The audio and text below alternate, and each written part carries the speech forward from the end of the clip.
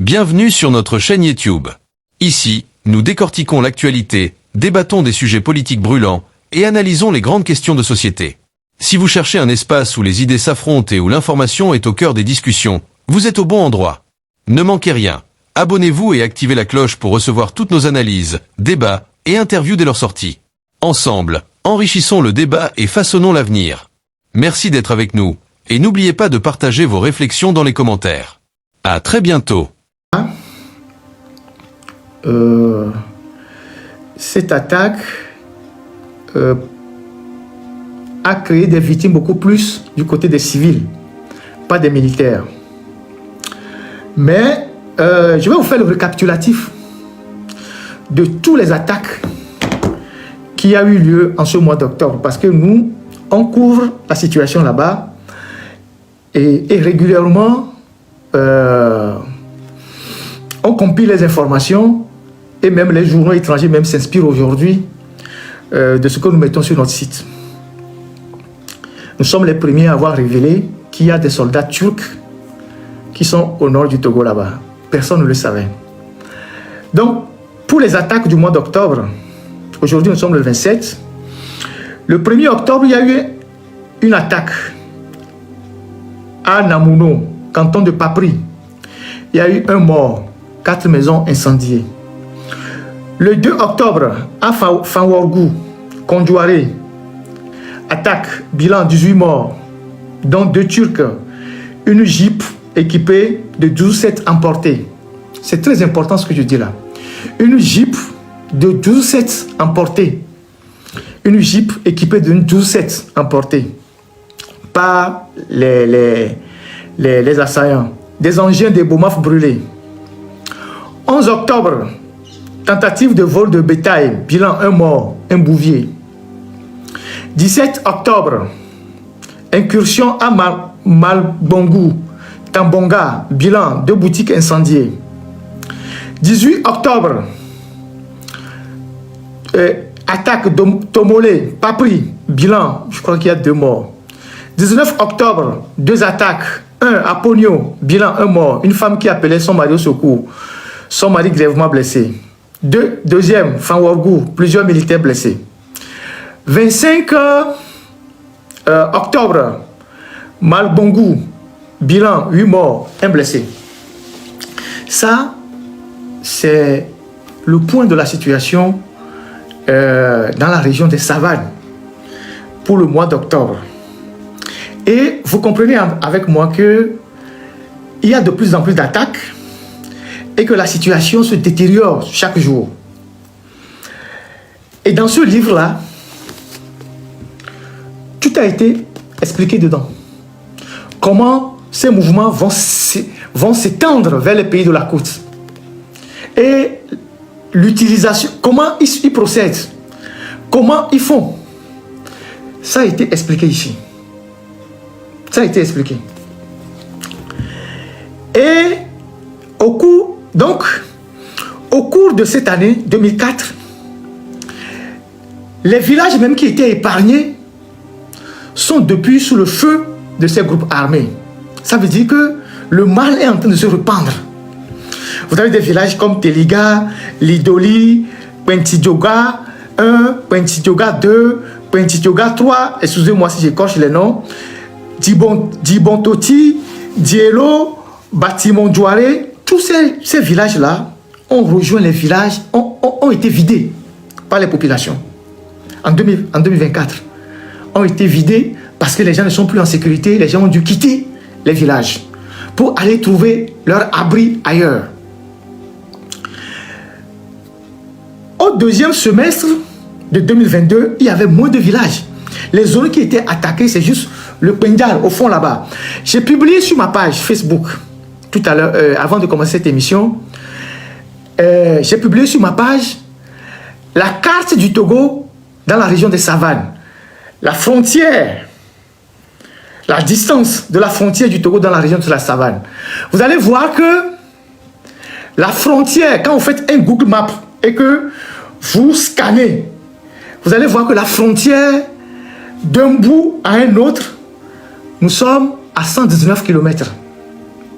La frontière du Togo entre le Togo et le Burkina, c'est 119 km. Et je vous dirai pourquoi j'ai publié la distance de la frontière tout à l'heure. Je vais vous dire pourquoi. Donc, la situation est bien en train de se dégrader dans la région et même s'empirer. Et cette année, on a eu pour la première fois des attaques dans l'Oti, et particulièrement dans l'Oti Sud. Parce que l'Oti, c'est vers Mango. On a eu des attaques dans l'Oti. Alors qu'avant, les attaques étaient concentrées dans le Pendjal. Ça veut dire que le mouvement descend. L'opération Kondouaré qu'on a mis en place pour contenir l'avancée de ces gens-là rencontre d'énormes difficultés. Des difficultés d'ordre opérationnel, des difficultés d'ordre matériel, des difficultés d'ordre logistique. Donc, l'opération connaît des difficultés. Il ne faut pas dire, comme j'entends les gens le dire dans les commentaires, que c'est au nord. Non. Lomé 5 c'est là, c'est 650 km. Hein. Quand vous êtes à Lomé, vous buvez de la bière et vous mangez les pintades. Il faut savoir que les pintades sont produits à Dapaon. Hein. Ceux qui sont à Lomé, ils mangent les pintades au carrefour de GTA à Gbalepedo. C'est à Dapaon qu'on produit les pintades. Hein. Et si les bandits barbus avec les tapettes prennent le contrôle de ces zones-là, vous ne mangerez plus les pintades à Gbalepedo. Hein. Et dans les bars à Lomé. Et ce n'est pas loin.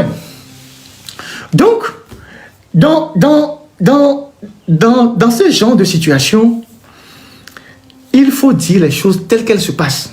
Parce que les autorités togolaises ne communiquent pas, ne veulent pas communiquer. Il faut trouver d'autres moyens pour communiquer. Les journalistes qui sont dans la région là-bas, on les interdit de communiquer. On menace les journalistes. Il y a des préfets qui menacent les gens. Il y a des maires qui menacent les gens. Il y a les officiers qui menacent les gens. Alors que la situation est en train de se dégrader. La situation continue de se dégrader. Et quand on est à Lomé, on est à Sokodé, on est à Kara, on est, je ne sais pas, à Anéon, on pense que Dapaon, c'est Niamey. Alors que Dapaon, c'est à côté. Donc le mal peut se propager facilement. Peut se transporter facilement. Donc il faut en être préoccupé. Autant les Togolais, autant la classe politique, tout le monde doit demander qu'est-ce qui se passe réellement là-bas. Et que les dirigeants rendent compte. Pourquoi ils n'arrivent pas à contenir le mal? Qu'est-ce qui se passe? Est-ce que c'est parce que nos soldats n'ont pas les moyens? Est-ce que c'est par manque de moyens? Est-ce que il faut qu'ils disent ça?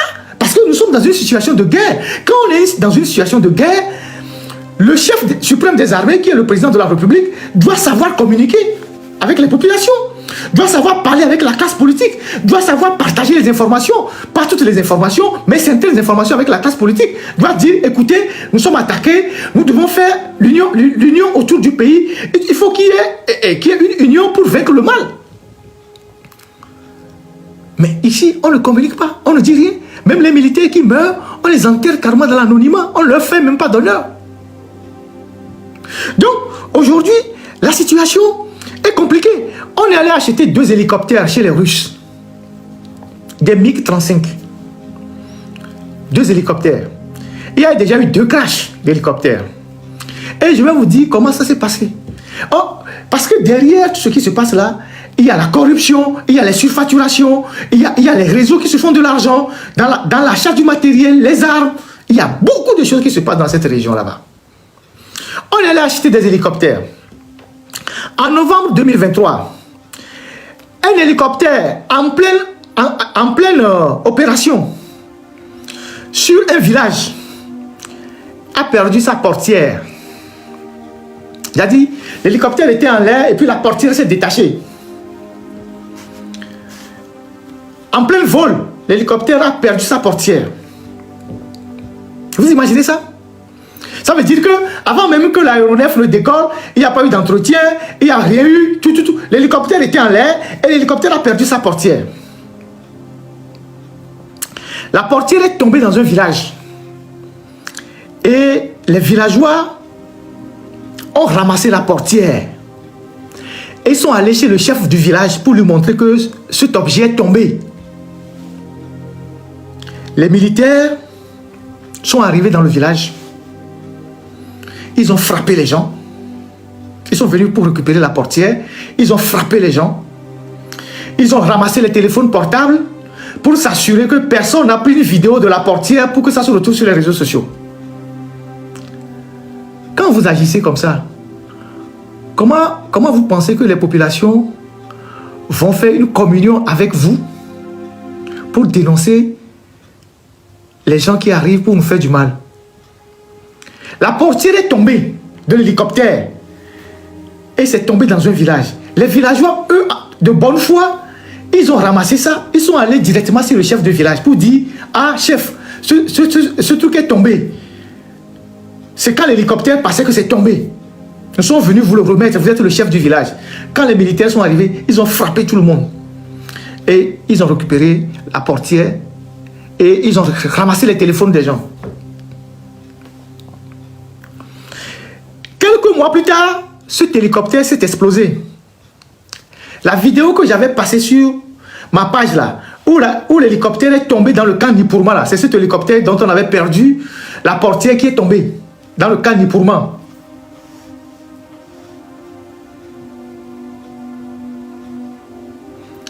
L'hélicoptère a explosé au décollage. Et ces hélicoptères sont pilotés par des Biélorusses. Et qui sont des individus très alcooliques. Toujours dans la bagarre. Donc des gens qui sont accros à l'alcool. C'est eux qui pilotent ces hélicoptères. C'est le premier hélicoptère ça.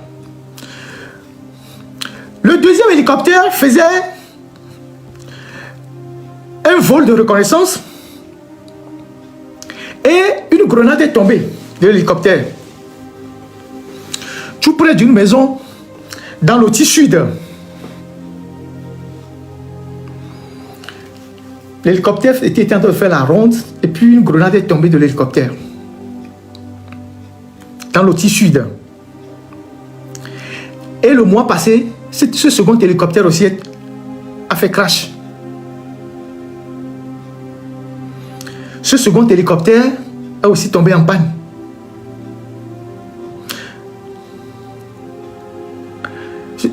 Cet hélicoptère aussi est tombé. Donc, on a voté la loi pour la programmation militaire de 1000 milliards. Prenez la loi de finances. On a voté la loi de programmation militaire de 1000 milliards.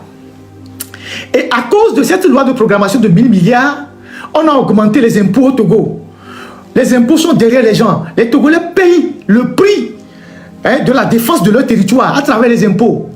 Et des individus qui sont chargés d'aller acheter du matériel sont allés acheter de la ferraille en Biélorussie avec des individus, des pilotes accros à l'alcool.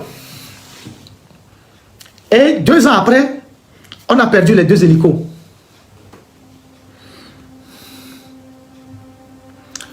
Deux ans après, on a perdu les 2 hélicos. Conséquence, on a des problèmes. Les drones sont aussi en panne.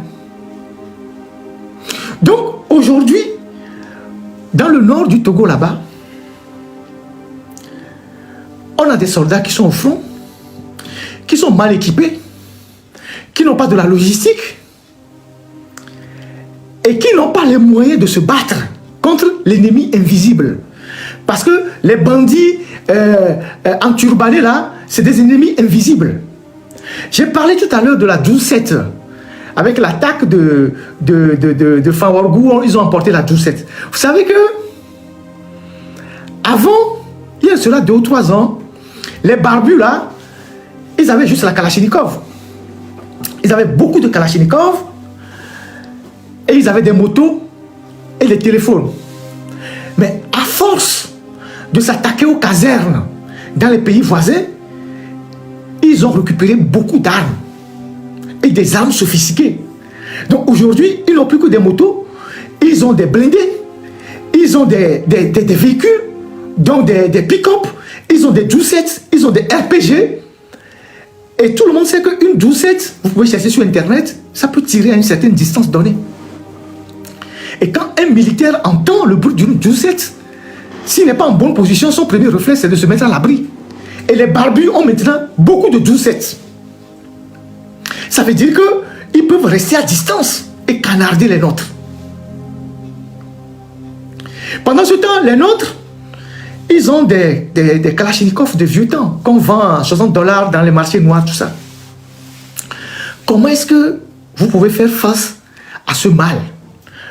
Alors que, est-ce que le Togo, par exemple, a besoin d'aller chercher des soldats, des mercenaires pour venir faire la guerre au nord du Togo? Si on suppose que ceux qui ont fait l'escadrille, il n'y a pas suffisamment de compétences pour piloter les hélicoptères et qu'on soit obligé d'aller chercher les Biélorusses, les Turcs viennent chercher quoi? Alors nous parlons, il y a plus d'une centaine de Turcs qui sont là-bas dans la région. Une centaine de Turcs qui sont dans la région. Et les relations entre ces étrangers et l'armée togolaise, ce n'est pas toujours de bonnes relations. Ça crée toujours des frictions, des incompréhensions. Parce que quand vous êtes sur un théâtre des opérations, il faut un chef pour faire le commandement. Il faut un chef et que les ordres qu'on donne soient des ordres qui vont dans une certaine direction, qui est une verticalité. Les Turcs et les Biélorusses, ils reçoivent leurs ordres directement de Lomé, de la présidence. Pendant que les patrons qui sont sur le terrain doivent aussi canaliser leurs troupes. Comment voulez-vous que les petits bandits là ne rentrent pas sur le territoire, puisque entre nous-mêmes, ça ne va pas? Depuis que cette histoire a commencé, est-ce que Faure Gnassingbé, qui est le chef de l'État, garant de l'unité nationale, est-ce qu'il a appelé par exemple la classe politique togolaise pour dire « Je vous appelle tous en tant que classe politique togolaise pour partager les inquiétudes que j'ai avec vous, que le Togo est attaqué de l'extérieur, nous devons nous défendre, voilà les moyens que nous devons mettre à disposition pour nous défendre. Et je vous appelle à l'unité. Et que je suis disponible à vous consulter régulièrement pour lutter contre ce mal et les stress de notre pays. » Dans les pays civilisés, c'est comme ça que ça se passe. Et je ne sais pas si c'est Churchill qui l'a dit. Churchill a dit, la guerre est une chose tellement sérieuse qu'on ne doit pas la laisser seulement dans les mains des militaires. Dans tous les pays au monde, dans les pays démocratiques, ce n'est pas pour une raison fortuite que le chef qui déclare la guerre, c'est le président de la République. Et généralement, c'est un civil. C'est le président de la République qui déclare la guerre. Et les militaires reçoivent les ordres pour agir.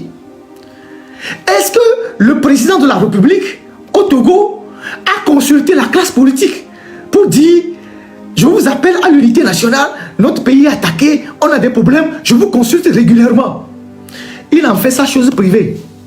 Les armes qu'il achète, c'est lui qui décide. Les armes qui viennent, c'est lui qui décide. Ce qui se passe là-bas, c'est lui qui décide. Mais attendez, mais il a en main la sécurité de tous les Togolais. Il a dans ses mains la sécurité de tous les Togolais. La preuve, tout ce qu'on est en train de tuer là-bas, c'est nos frères Togolais. Et si lui, en tant que chef suprême des armées, il n'est pas à la hauteur, ou bien il n'est pas en mesure de nous défendre, ou d'assurer, parce que quand il prête serment, allez voir la phrase de la prestation du serment dans la constitution togolaise. Je m'engage à protéger les Togolais. Ça veut dire que quand le Togo est attaqué de l'extérieur, ce n'est pas son affaire privée. C'est une affaire qui engage tous les Togolais. Nos frères qui sont à Dapaon en train de mourir. Vous savez le nombre de réfugiés qu'il y a à Dapaon? Il y a l'UNICEF qui vient de sortir un rapport. Je vais vous lire quelques extraits. Parce que l'UNICEF est là-bas en train d'aider le gouvernement togolais avec l'USAID, tout ça, à juguler, comment se dit, excusez-moi, je vais vous lire quelques extraits du rapport de l'UNICEF, parce que vous avez plein d'enfants là-bas qui sont déscolarisés, avec le risque que ces enfants rejoignent les bandits barbus. Je vais vous lire une partie du rapport de l'UNICEF, pendant qu'on lit en direct. UNICEF, juin à août 2004. C'est une note de l'UNICEF. Flash numéro 2, juin à août 2024.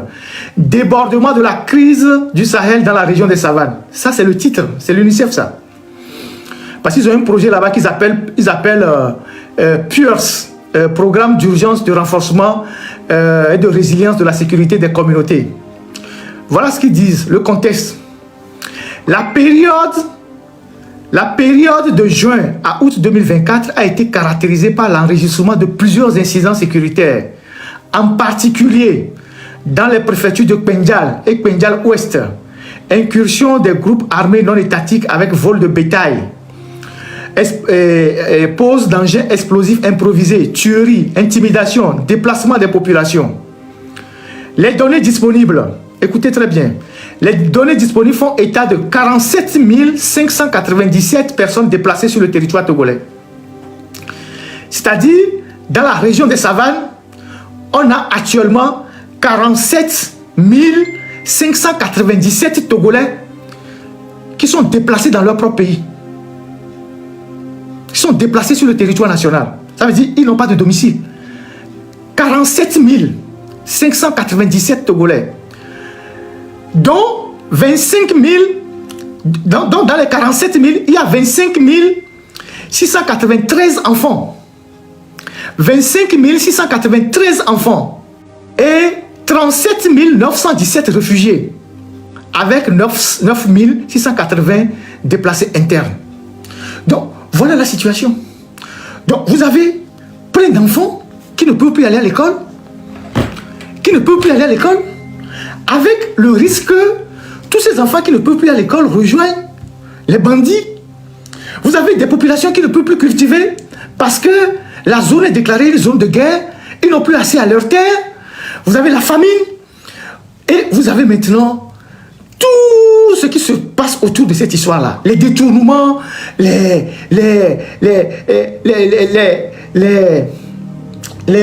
dons qui ne vont pas aux populations. Ils ont annoncé faire des travaux pour aider les populations. Beaucoup de travaux là-bas sont à l'arrêt. Beaucoup de travaux. Plusieurs travaux sont à l'arrêt. À Dapaon là-bas. Les entrepreneurs ont disparu. Les chantiers sont abandonnés. Et pourtant, on avait lancé tous ces chantiers avec beaucoup de tambours, qu'on est en train de tout faire pour que le pays puisse vraiment la résilience. Tous les travaux sont abandonnés. Tous les travaux sont abandonnés actuellement. Et quand on est là, les gens qui pilotent ce projet PURS là, ils viennent brandir qu'ils sont en train de faire des actes d'état civil aux enfants dans la région des savanes. Alors que les enfants ne vont pas à l'école. Beaucoup d'enfants ne vont pas à l'école. Il y a des écoles qui ont perdu leur toit à Dapaon, dans la région des savanes, jusqu'à Mango. J'ai publié l'école primaire de Mango. Depuis 7 mois, il y a les écoles qui n'ont pas de toit parce que le vent a emporté les toits. L'État n'a pas pu réparer ça. Vous avez vu la photo que j'ai publiée, l'entrée de l'hôpital de Mango. Vous avez vu la photo? Vous avez vu l'entrée de l'hôpital de Mango? Quand une ambulance vous amène même dans cet hôpital, vous allez dire à l'ambulancier en même temps qu'il vaut mieux que vous mouriez en même temps. Il ne faut pas qu'il vous amène dans l'hôpital là. Vous avez vu l'entrée de l'hôpital de Mango sur ma page? Et ça se passe au Togo. Donc, nous avons au Togo, au bas mot, nous avons au Togo, au bas mot, 25 000 militaires, peut-être un peu plus. 25 000 militaires, avec des casernes qui sont disséminées un peu partout. Vous avez des régiments qui sont un peu partout. Un régiment, c'est généralement, dans le langage militaire, un régiment, c'est généralement un effectif de 1000 à 3500 personnes, commandé par un lieutenant-colonel ou un colonel. C'est ça un régiment. Et au Togo, vous avez des régiments partout. Nipourma, il y a un régiment là-bas. Kananja, vous avez, je ne sais pas si c'est un régiment ou je ne sais pas quoi, vous avez un régiment là-bas. Et je ne sais pas, oui, Kananja, vous avez un régiment, ça c'est à Kara. Et Temedja, vous avez, je ne sais pas, c'est un bataillon, je ne sais pas quoi. En tout cas, il y a un dispositif sécuritaire là-bas. Et Sokoré, il y a beaucoup de militaires qu'on a déployés à Sokoré depuis les événements de 2017 qui quadrillent la ville de Sokoré pour traquer ce qu'on appelle l'ennemi de l'intérieur. Donc vous avez plein de militaires qui sont à Sokoré jusqu'à Sotouboua, tout ça. Vous arrivez à Takpamé, le plus grand camp du Togo, c'est à Temedja. Le plus grand camp en termes d'espace, c'est à Temedja. Vous avez en descendant, vous avez à Ného, le camp de Zoula, à Zoula là-bas. Vous avez, comment on appelle, à Lomé, toutes les casernes qui sont à Lomé, le camp hérité, le camp d'Ajido Gomé, Herbra, le camp qui est les Gilates à l'aéroport, la garde présidentielle, Canfir, vous avez tous ces gens-là. Tous ces gens-là, ils font quoi? Tous ces gens-là, ils font quoi? Le pays est attaqué. Tous les militaires qui sont dans ces casernes-là, ils font quoi? Alors que, au nord là-bas, la frontière du Togo avec le Burkina, c'est 119 km. C'est-à-dire, vous prenez la frontière de Lomé à Anéron, vous multipliez par 2. 119 km. Et une grande partie, dans ces 119 km-là, sont occupés par la population. Quand vous allez à 5 ans, c'est tout ça, les gens habitent là-bas. Le reste, un peu de brousse. Sur les 119 km-là, comment est-ce qu'un pays qui a autant de casernes, qui a autant de militaires, n'arrive pas à sécuriser une frontière de 119 km au point qu'on aille chercher des Turcs dont on paye le double de salaire que les militaires togolais. Avec tout l'effectif qu'on a, vous avez à Lomé des militaires qui sont devant la maison des barons et des femmes.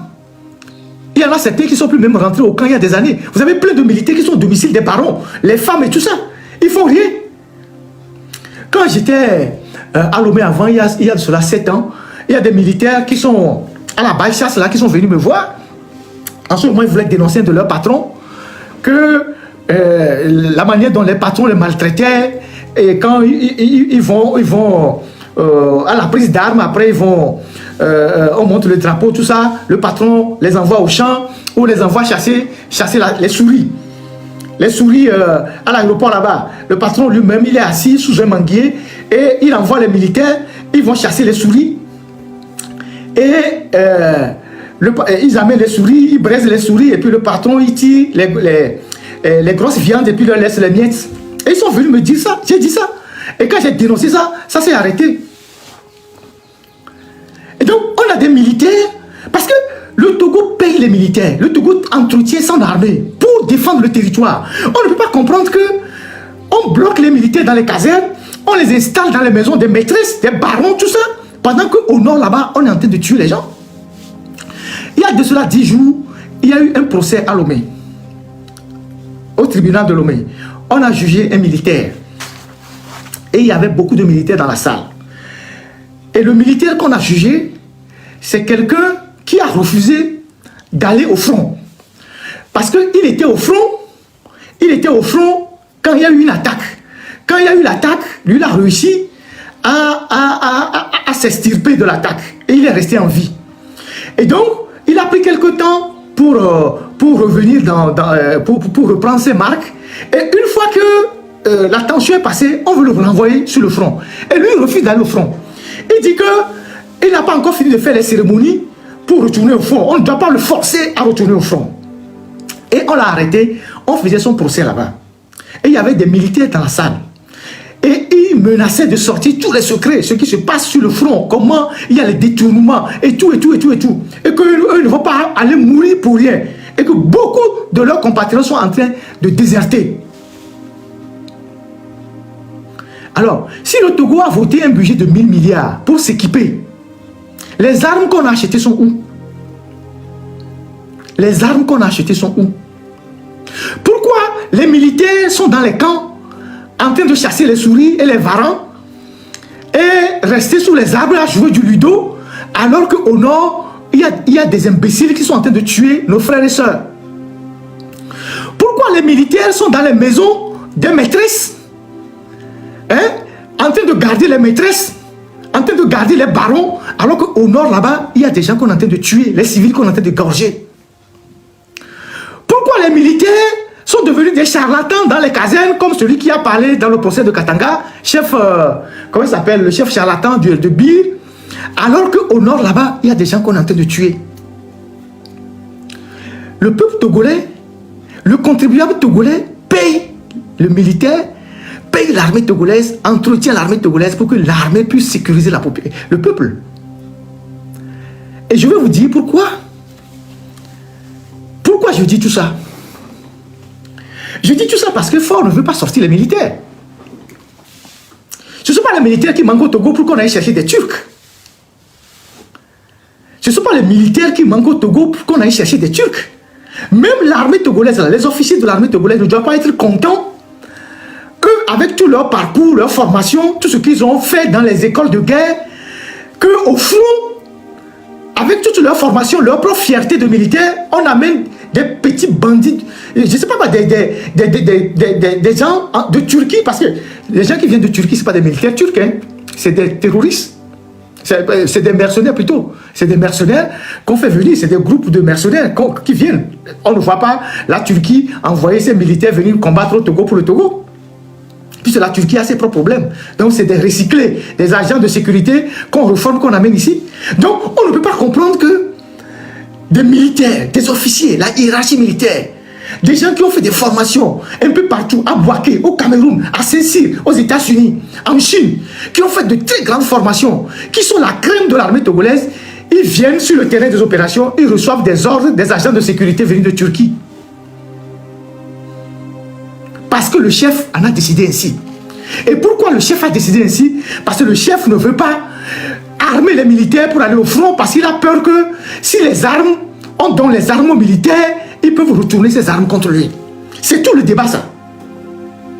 Ce n'est pas que le Togo n'a pas les moyens de s'équiper. Le Togo a acheté beaucoup d'armes.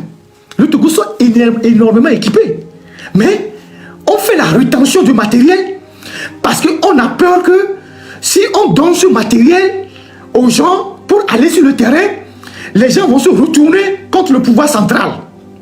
Donc, on préfère garder les militaires à Lomé, à Anéro, à Djidogome, à El Avagnon, ou je ne sais où, en train de chasser les souris dans les casernes. Ceux qui peuvent déserter, désertent, et laisser les autres mourir. Aujourd'hui, la situation va continuer par se dégrader. Et il n'y a pas que le Togo. Les alertes sont au Bénin, un peu partout. Parce que ces gars-là, qui ont maintenant suffisamment de moyens, qui ont récupéré des armes dans les casernes, dans les pays où ils font la guerre, ils sont prêts à avancer vers le sud, à avancer vers la côte. Parce que ce qui les intéresse, c'est d'élargir leur zone d'influence pour avoir plus de combattants, plus de ressources. Donc, le phénomène-là est complexe. Parce qu'on surfe aussi sur les contradictions entre les communautés. Est-ce que vous savez que, par exemple, le changement climatique est un élément majeur de ce qui se passe dans le Sahel?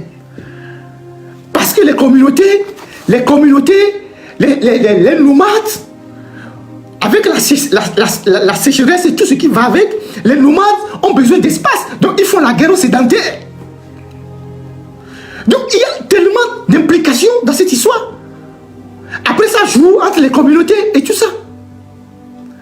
Pendant que nous avons les militaires qu'on a formés, mais si on déploie 2 régiments là-bas, 2 régiments, je vous ai dit, un régiment c'est 1000 à 3600 personnes. Si on déploie 6000 personnes là-bas, on ne peut pas sécuriser une frontière de 119 km. Si on déploie 6000 personnes là-bas, on ne peut pas sécuriser une frontière de 100 km. Mais si on vous dit demain matin que Faure si on vous dit demain matin que Faure va visiter la frontière Togo-Burkina là, vous allez voir qu'ils auront les militaires pour faire le jalonnement chaque 10 mètres jusqu'aux 100 km. Si demain matin on vous dit que Faure veut visiter visiter les 100 km qui séparent la frontière du Burkina. Si on vous dit que Faure veut parcourir les 100 km là, ils vont mettre le jalonnement. Vous savez ce qu'on appelle le jalonnement, pour ceux qui me suivent? Le jalonnement, c'est quand le président veut passer, les militaires qu'on met à tous les carrefours, qui chassent les voitures, qui chassent les gens là. Si Faure veut parcourir les 100 km là, ils vont trouver les militaires mettre le jalonnement d'un poste à un autre. Mais là, les militaires sont dans les camps, en train de chasser les souris. Ceux qui peuvent déserter, désertent. Parce que dans cette guerre-là, les barbus ont une longueur d'avance sur nos militaires. Vous savez pourquoi? Les barbus, ils combattent pour mourir. Ce pas des gens qui combattent pour vivre. C'est pour ça que quand j'entends les gens dire on a tué tel homme, on a tué tel homme, je ris. Ils combattent pour mourir. C'est une idéologie. Ils combattent pour mourir. Pendant que les militaires, eux ne combattent pas pour mourir. Les militaires combattent pour sécuriser le territoire. Donc, l'objectif des militaires, c'est pas de mourir tout de suite. C'est de, si quelqu'un meurt, on dira que bon, quand on rentre dans l'armée, on peut mourir. Mais ils combattent pour vivre. Donc, le niveau d'engagement n'est pas le même. Parce que celui qui, le barbu là, on lui dit, si tu meurs, tu trouveras 72 vierges quelque part. Comme il est endoctriné, il est tellement endoctriné, il combat pour mourir. Donc, le niveau d'engagement n'est pas le même. Vous avez vu dans la vidéo, dans la dernière attaque, la vidéo dans laquelle les barbus ont utilisé le drone quand ils ont attaqué le camp. Vous avez vu comment les militaires togolais fuyaient? Vous avez vu comment les gens détalaient comme des lapins? Vous avez vu comment les gens... Vous avez vu la vidéo que France 24 a projetée? Là où il y a les 2 Turcs qui sont morts là. Vous avez vu quand ils sont arrivés avec les drones? Vous avez vu comment les militaires fuyaient pour sauver leur vie? Vous avez vu ça? Ça veut dire que le niveau d'engagement n'est pas le même. Eux, ils combattent pour mourir. Alors que nous, nos militaires, ils combattent pour sécuriser nos territoires. Donc, chers Togolais, nous devons obliger Faure Gnassingbé, président de la République, garant de l'unité nationale, chef suprême des armées, à sortir les armes des magasins pour donner aux militaires pour aller sécuriser le Togo. Il faut que Faure sorte les armes qui sont dans les casernes. Les armes, ce n'est pas pour protéger lui seul. Parce que ce n'est pas un sentiment, mais là, on comprend que toute l'armée togolaise, c'est pour protéger un individu. C'est pour protéger lui seul. Mais il faut qu'il sorte les armes qui sont dans les casernes pour aller faire la guerre au nord. Pour au moins préserver la vie de ceux qu'on égorge tout le temps. Ceux qu'on vient tuer là-bas inutilement. Sinon, ça va continuer. Je viens de vous faire un peu le tableau de la situation sécuritaire, de la situation humanitaire, de tout ce qui se passe là-bas. Et la situation va se dégrader. Ça va se dégrader. Et plus il y aura de militaires qui vont mourir, plus l'armée va prendre un coup moral.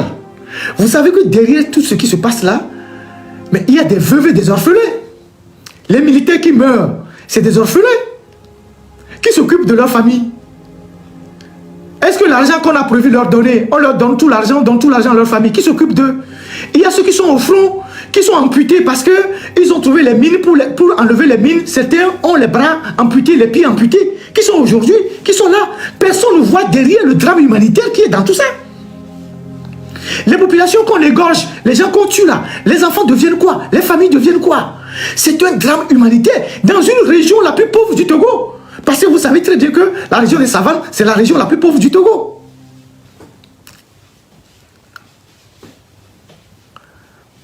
Donc, nous avons un chef d'État qui est le chef suprême des armées et qui a peur de lui-même ses propres militaires et qui garde les armes dans les casernes. Si on a débloqué 1000 milliards pour acheter les armes, c'est pour les amener au front. Et les Togolais sont en train de payer les impôts de ces 1000 milliards. Ce que nous, les Togolais, nous devons savoir, plus la crise sécuritaire va durer dans les savanes, plus ça va agir sur l'économie du Togo. Plus la crise va durer dans les savanes, plus ça va agir sur l'économie. Ils vont augmenter les taxes, ils vont augmenter les impôts, parce qu'ils auront besoin d'argent pour faire la guerre. C'est ça la réalité. Nous allons participer tous à l'effort de guerre. Que vous soyez entrepreneur, individu, on va participer tous à l'effort de guerre. Alors que l'argent qu'on débloque, ils ne nous font aucun compte. C'est vrai qu'il y a le secret défense. On ne leur demande pas de venir nous dire combien ils ont acheté et tout et tout. Mais aujourd'hui, le monde a évolué. On peut savoir les armes qu'on a achetées, les armes qu'on n'a pas achetées. Il y a un site internet que nous, les journalistes, on utilise. Si, bon, je ne vais pas le partager avec vous, mais si vous voulez savoir les armes que le Togo a achetées depuis 1960 jusqu'à ce jour, vous allez trouver ça sur ce site. À part les armes qui ne viennent pas des circuits détournés, mais les armes qui viennent de façon conventionnelle, il y a un site internet sur lequel vous retrouvez. C'est comme ça qu'on sait que l'Iran a tel nombre d'armes, a telle spécificité d'armes, les États-Unis ont ça, la France a ça, tel pays a ça. Donc, nos militaires ne sont pas formés pour être dans les casernes pour jouer les ludo ou pour défendre que les Nyasingbe. Ils sont formés pour garantir la sécurité du territoire. Ils sont formés pour garantir la sécurité des Togolais. Ils ne sont pas seulement formés pour taper sur les opposants, pour taper sur les activistes, pour taper sur les militants de l'opposition, pour préserver le fauteuil présidentiel. Nos militaires sont formés pour défendre l'intégrité du territoire. C'est leur mission. Avec toutes les casernes que je viens de vous citer. Toutes ces casernes qui sont à Lomé. Toutes ces casernes qui sont à Lomé. Vous voyez tous les camps qui sont à Lomé là-bas. Les gens sont dedans chaque matin, entretenus par le contribuable, vous et moi, à jouer le ludo, à aller frapper les civils, à aller chasser les souris pour les patrons, à aller cultiver dans les champs de leurs patrons. Sans oublier ceux qui sont déployés dans les maisons des maîtresses. Et les maîtresses les utilisent pour laver les voitures, laver les WC, aller au marché, aller faire ci, aller faire ça. Il y a certains militaires qui sont dans les maisons des maîtresses, ils n'ont plus utilisé des armes depuis. Les armes qu'ils ont utilisées pour faire la formation, c'est ça seulement qu'ils savent manipuler depuis qu'ils sont rentrés dans l'armée, ça fait 20 ans. Alors que le monde a évolué, on est dans les nouvelles générations d'armes. Eux, depuis qu'on les a déployés dans les maisons des maîtresses, ils sont là-bas. La Kalachnikov qu'ils ont utilisée pour se former, je ne sais quelle année là, c'est toujours ça qu'ils connaissent. Quand vous leur donnez une nouvelle arme, ils ne peuvent pas manipuler. Donc il n'y a pas de recyclage.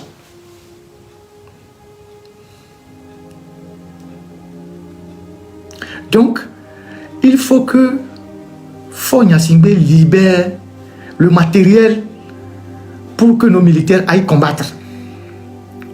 Quand les militaires auront le matériel et qu'ils ne seront pas en mesure de combattre, là on viendra faire une autre analyse. Pour le moment, ils n'ont pas le matériel. Et pourquoi ils n'ont pas le matériel? Parce que Faure Gnassingbé craint que s'il libère le matériel, ça va se retourner contre lui.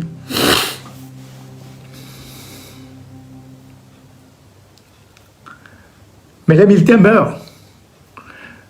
Les militaires meurent au front, même si vous n'en parlez pas. Les familles sont en deuil. Leurs camarades d'armes sont en train de voir comment ils tombent.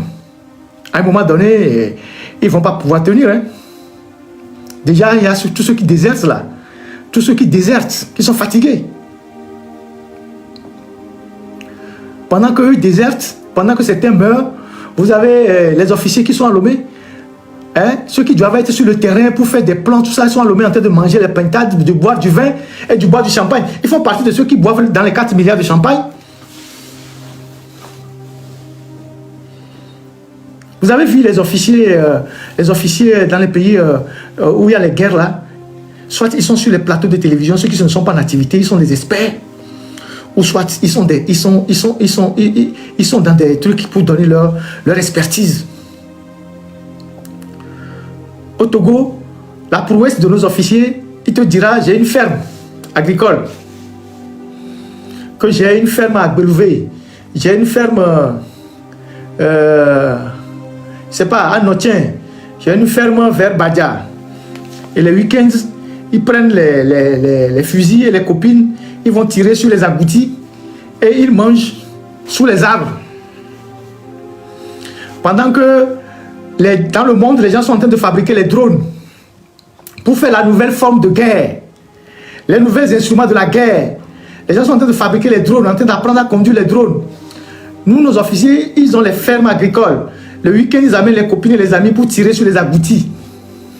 Et vous voulez gagner quelle guerre? Vous voulez gagner quelle guerre?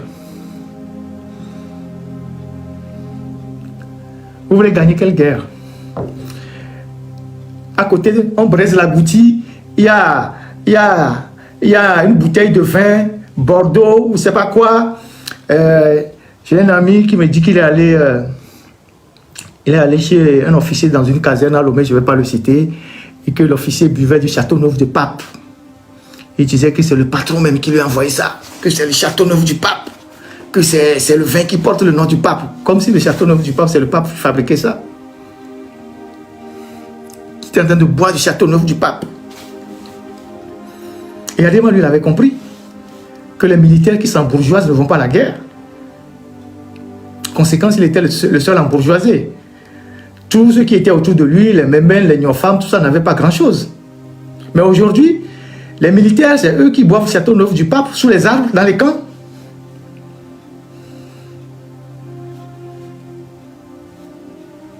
Et c'est avec ça que Ford est en train de vous bluffer. C'est avec ça qu'il vous bluffe. Il vous envoie un carton de Bordeaux supérieur, de Bordeaux Châteauneuf du Pape, avec des voitures comme... comment on appelle les voitures là?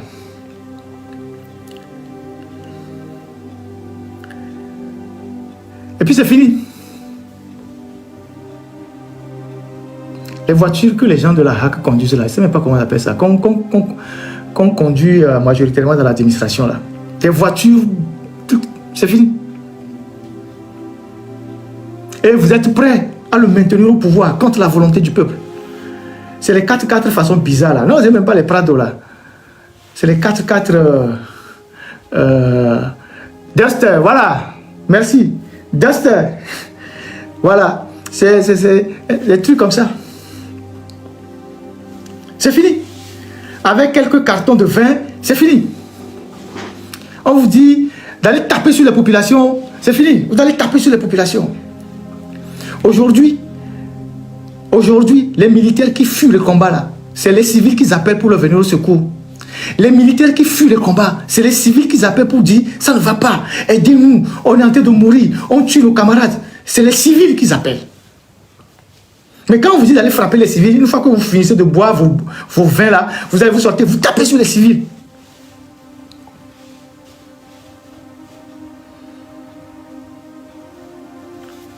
Donc voilà ce que moi j'ai à dire aujourd'hui sur ce qui se passe dans la région des savanes là-bas. C'est une situation qui doit nous préoccuper. C'est une situation qui doit préoccuper l'ensemble des Togolais. Quand je demande à la Caisse nationale de sécurité sociale d'augmenter les allocations familiales de 2 000 francs à 5 000 francs, je ne suis pas là-bas. Quand je demande à la Caisse de sécurité sociale d'augmenter l'allocation familiale peut-être à 10 000 francs, je ne suis pas là-bas. Vous les militaires là, c'est vous qui avez plein d'enfants. C'est vous qui avez une femme, 2 femmes, 3 femmes, vous avez les enfants.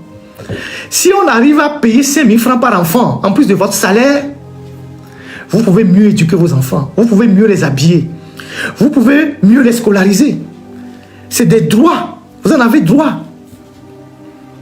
Dans un prochain live, je viendrai parler de vos salaires ici. Combien gagnent les militaires togolais? Combien ils gagnent? Combien vous gagnez à la retraite? Et pourquoi vous devenez à la retraite des gardiens vous devenez à la retraite des agents de sécurité? Pour pouvoir vivre. Je parlerai de vos salaires. Vous n'avez rien. À part vos patrons qui sont dans les circuits mafieux, qui gagnent beaucoup d'argent, vous n'avez rien. Il y a des colonels à Lomé qui sont à la retraite, qui n'ont pas de voiture, mais qui ont servi la République. Il y a des commandants qui sont à Lomé qui n'ont plus de voiture à la retraite, alors qu'ils ont servi la République. Et quand vous mourrez au champ de bataille, on ne vient même pas vous rendre honneur. Mais pendant que vous êtes en activité, quand on vous donne un peu d'argent et des vins frélatés, vous buvez, vous allez frapper les gens.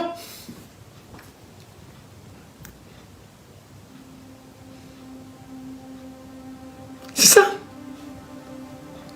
Aujourd'hui, quand vous désertez le front, c'est les civils que vous appelez. Comme je suis en train de parler là, c'est les civils que vous appelez. Vous ne pouvez pas imaginer le nombre de personnes qui nous appellent après avoir déserté le front. Que ça ne va pas.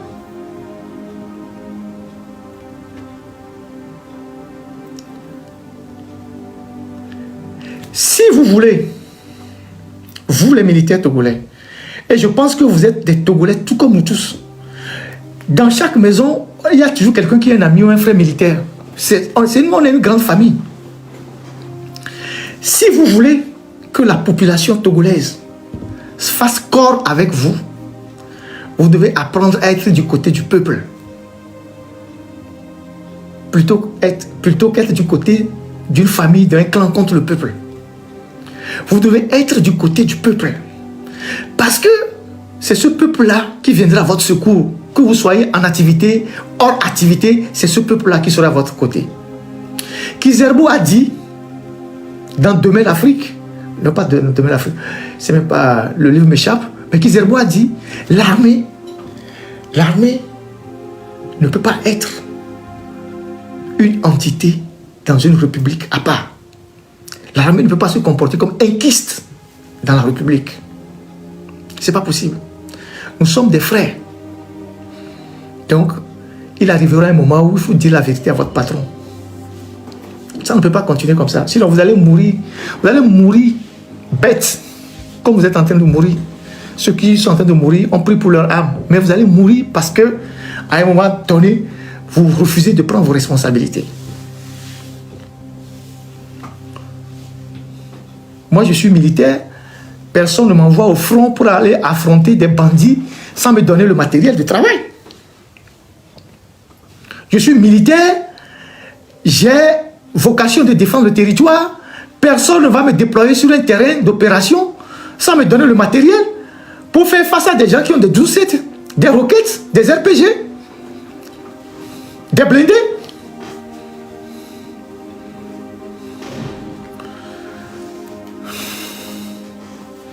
Je parlerai de vos salaires et je parlerai aussi de comment vos patrons ont abusé de vous dans les missions des Nations Unies. Et qui sont ceux qui empochaient l'argent? Les milliards que les Nations Unies ont payés dans vos missions, tout ça. Comment vos patrons s'engraissaient sur votre dos? Et le circuit que prenait cet argent, qui sont les bénéficiaires qui en ont pris?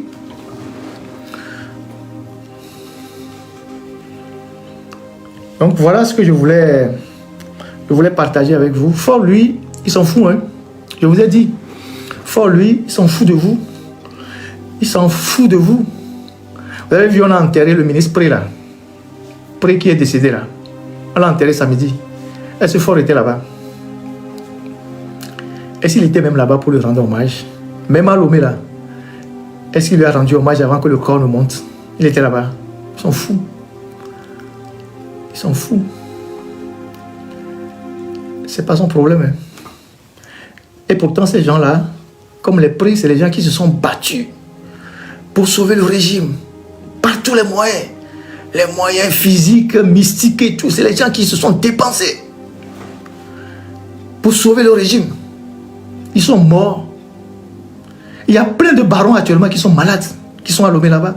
Certains prient pour qu'on les évacue. Le gars ne vous regarde même pas.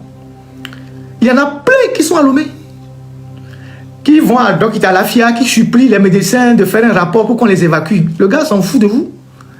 Lui, il peut aller se soigner. Il monte dans son jet privé, il va se soigner. Il s'en fout de vous. On a vu comment les Voulé Frititi sont finis. Les Voulé Frititi, là, quand ils sont morts, on a suivi. Quand on enterrait Voulé Frititi là, à Dani là-bas, il y a un de ses fils qui a fait une oraison funèbre. Il a dit comment est-ce que son père a été abandonné par le pouvoir. Vous n'avez pas suivi ça? On a vu ça. Lui s'en fout de vous. Hein. Les Pitan Tchala qui nous ont menacés. Moi, Pitan Tchala m'a dit à la hack, les yeux dans les yeux, que moi je suis un déchet humain. Que moi je suis un déchet humain. Et je lui ai dit, mais vous êtes normal, vous pouvez qualifier un de vos semblables de déchet humain. Il a dit, lui, il dit ce que je veux, que si je ne suis pas d'accord, que je ne peux aller me plaindre là où je veux. Que lui, il est arrivé, il va mettre de l'ordre, il va fermer tous nos journaux. Il ne fera rien. Il m'a dit, les yeux dans les yeux, que je suis, on se croit tout permis dans la presse. Vous allez voir, je viens. Alors que le Pitan Tchala là, quand il était à la présidence, c'est eux qui ont fait le coup de 2005. Quand il était à la présidence, Fort ne le regardait même plus. Il pleurait dans les bureaux des gens là-bas. Comment Fort l'a laissé de côté, Fort ne l'écoutait même plus, Fort ne le recevait plus. Il pleurait dans les bureaux des gens là-bas. Après, quand Fort était fatigué, il a dégagé, il a envoyé la hack. Arrivé à la hack, Maintenant, il voulait terroriser les journalistes pour avoir encore plus de poids. Il m'a dit, moi, les yeux dans les yeux, que je suis un déchet humain. J'ai dit, ah bon? Moi, je ne me laisse pas marcher sur les pieds, hein. Je l'ai ramassé. Et il veut fermer le journal, il peut fermer. Vous avez vu comment il est mort? Qui lui a rendu hommage? Qui se rappelle de lui? Et c'est comme ça que vous allez partir un à un. Les Haïdam sont morts. Personne ne parle d'eux. Le professeur Oladoukou, qui était mon professeur, très brillant professeur, il est mort. Parce qu'il en avait sur le cœur. Donc, vous ne comprenez pas. Le gars, il s'en fout de vous. J'ai 1000 fois dit que dans une dictature, seul le chef est dans la durée. Le chef est dans la durée. Même dans certaines dictatures, parfois le chef rend hommage à ses collaborateurs. Mais ici, là, il n'y a rien à foutre. Vous qui voulez venir en Occident pour vous soigner, vous attendez qu'il donne l'ordre pour que vous veniez vous soigner là. Vous ne viendrez pas. Hein. On vous a construit Doc Talafia. C'est pour que vous mourrez là-bas dans de bonnes conditions. Hein. Ils vont vous amener à Doc Talafia. Hein. C'est comme ça on appelle ça, non? Mais ils se sont débrouillés pour vous construire Doc Talafia. Vous voulez venir pour vous soigner comme lui à l'extérieur? Il n'y a rien à foutre. Continuez.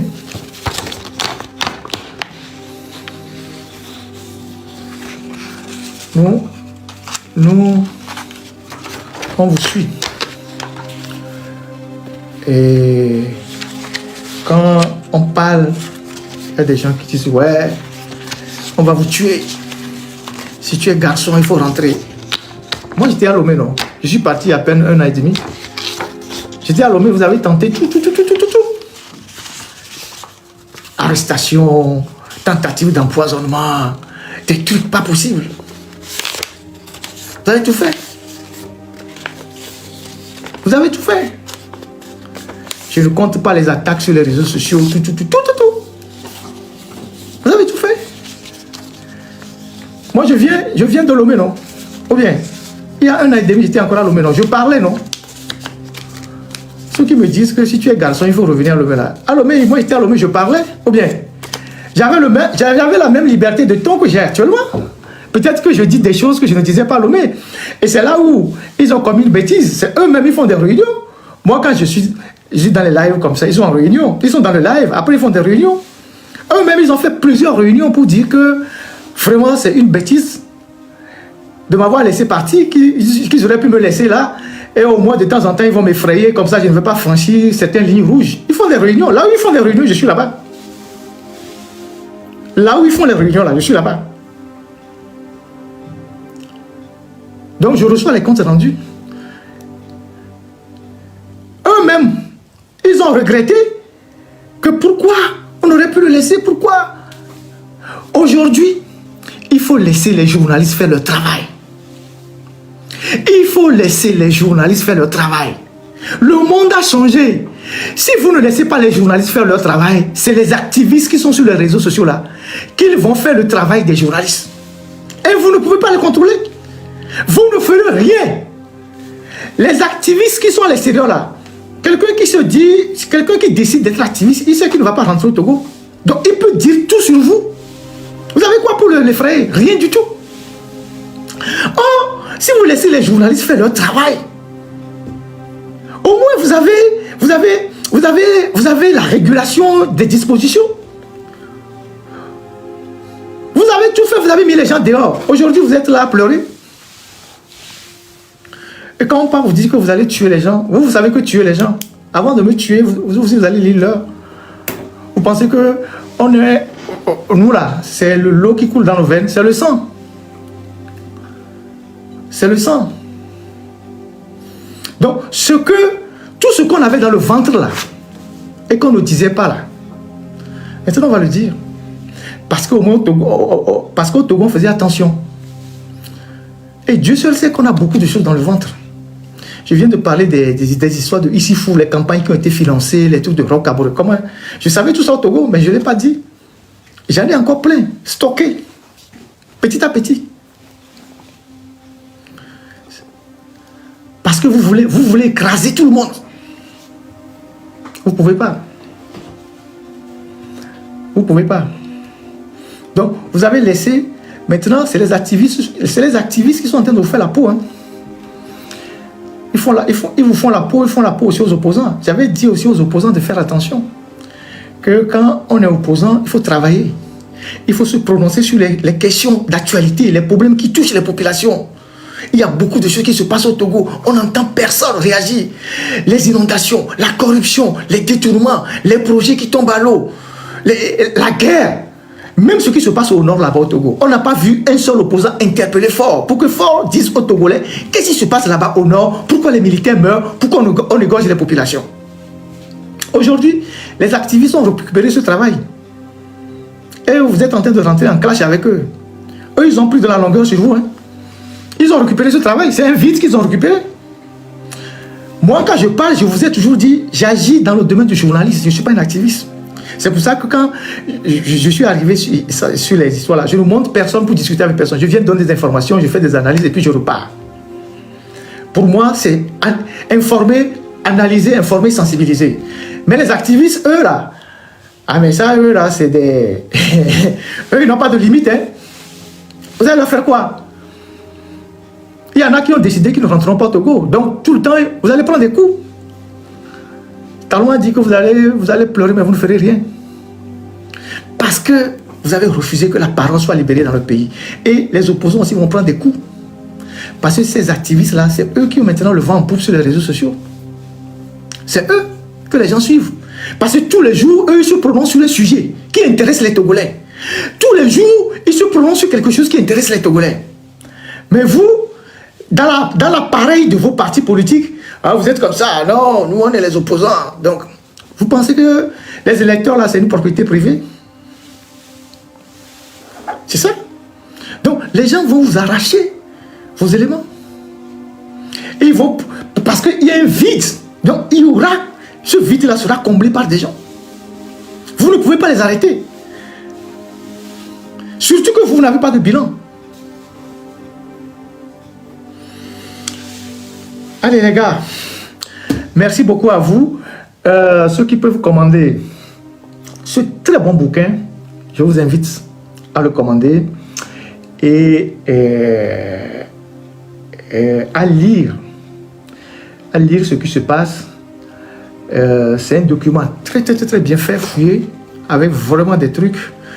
Et vous allez voir l'évolution de cette gangrène des barbus.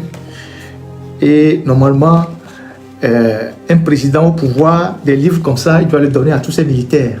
Lui-même, il doit lire. Il doit beaucoup lire. Lire des livres comme ça pour comprendre les enjeux, pour savoir quelles sont les décisions à prendre.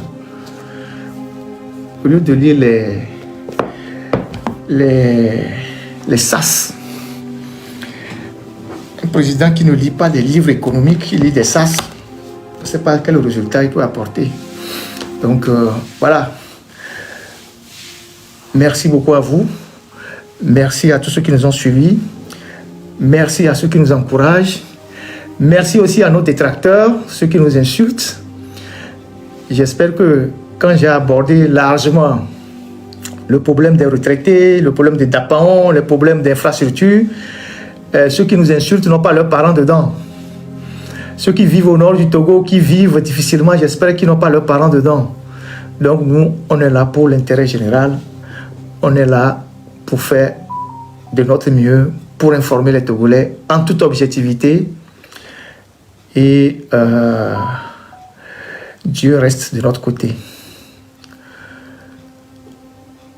Bien de choses à